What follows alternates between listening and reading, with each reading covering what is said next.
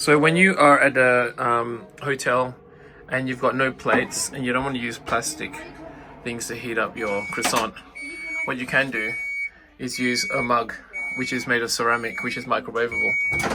And if you want to make it steam, you can put water inside the mug to steam so that it doesn't get too dry.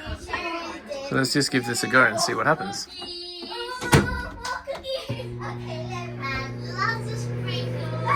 I'm going to do it for 10 seconds.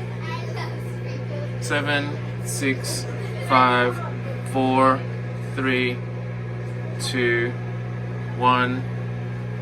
Let's have a look and see where this fits. Okay. Oh, maybe a bit longer. Another few seconds. And it's working fine. No melting plastic today.